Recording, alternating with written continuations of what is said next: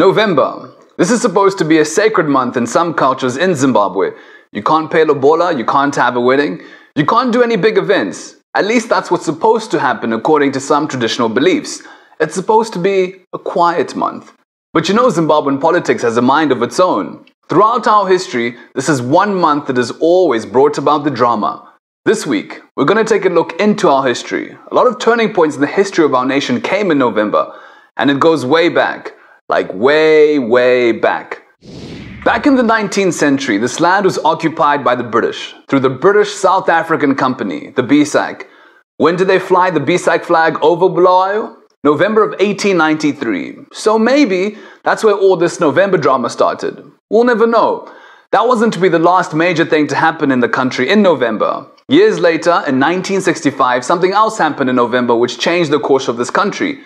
The Rhodesians decided that they no longer want to be part of Britain anymore. So they declared UDI, or the Unilateral Declaration of Independence. Ian Smith had been deputy to Winston Field, the Prime Minister. But a lot of Rhodesians thought that Field was too soft on the Brits. They wanted someone more radical to push the Rhodesian independence. So Ian Smith staged something like a coup against Field. He became Prime Minister. And on November 11, 1965, at 11 a.m., Ian Smith declares that Rhodesia is now an independent, white-ruled country. It wasn't a British colony anymore. Then he goes off to Pockets Hill to the Rhodesian Broadcasting Corporation to make the announcement. People had to wait for hours for the announcement. A bit familiar, right? And then of course this led to sanctions. It also fired up the liberation struggle. The war went until 1979. That year, the Brits brokered an agreement at Lancaster between the black nationalists and the Rhodesians. Yes, you guessed it. It happened in November. The Lancaster House Agreement was signed later that year in December. Fast forward to another major event, this time in 1997. Now what happens this year is something we're still feeling today. Two key events went down. First, the government announces that it's taking over white-owned farms. Straight away, there are rumors that the IMF is going to pull out its money. Second, the government announces it's giving 50,000 bucks each to 50,000 war veterans. Remember Tsholotsho Unji? He had been leading protests by the war vets for months. They had marched to the State House. They even booed Mugabe at Heroes Acre. So Mugabe gave in. He gave them the money. Look at these headlines. They got payouts and pensions. In total, the bill was $4.2 billion.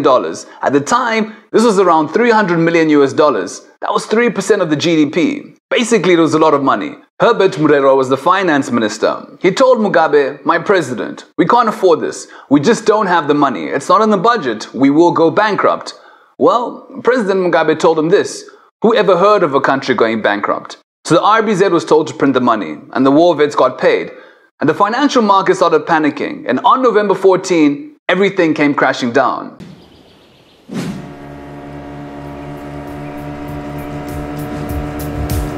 Lake Chivero, Handeku Parks. It was a Friday. The Zimbabwe dollar goes down 72%. The stock market collapses by 46%. That same day, by coincidence, there's a power blackout across the whole country. The day comes to be known as Black Friday. Now, if you look at it, what happened that Friday in November 1997 was the start of the death of the Zimbabwe dollar. The currency never recovered. And now to another November, this time in 2004. What do we find? The Tsholotsho Declaration of November 18, 2004. This is when a number of ZANU-PF chairmen met at Dinyane School in Tsholotsho. They decided they want Emerson Mnangagwa to be the new VP. Mnangagwa gets the support of the majority of provinces, but you know how this goes. The game changed real quick. Mujuru instead ended up winning the VP post. 10 years later, in 2004, it was Mujuru's turn to be on the back foot. And it was also in November. Mujuru was accused of a lot of stuff. She was accused of trying to kill Mugabe, accused of corruption. She was accused of witchcraft. She was even accused of wearing a short skirt. Kamini. ZANU-PF changed the law so that only Mugabe could pick senior party leaders. They would not be voted in like before. There would be just one center of power, we were told. By the time Congress rolled up that December, Mujuru was out. And then the most dramatic November of them all, November 2017. Now show me one political analyst who tells you that they saw this coming, and I'll show you a liar. Who can forget the interface rallies? We saw all the drama. And then that final rally in Bulawayo when Grace was booed. Mugabe got really mad. He threatened to fire his deputies. And sure enough, just 2 days later, UDI had been fired and he was on his way to Mozambique. He told us, "I'll be back to lead you in 2 weeks." We laughed at him, but then we saw military tanks rolling into town on the 14th of November. Was this a military exercise? Were they going for training? Then SB Moyo came onto our screens before dawn the next day. He told us that they were targeting criminals around the president.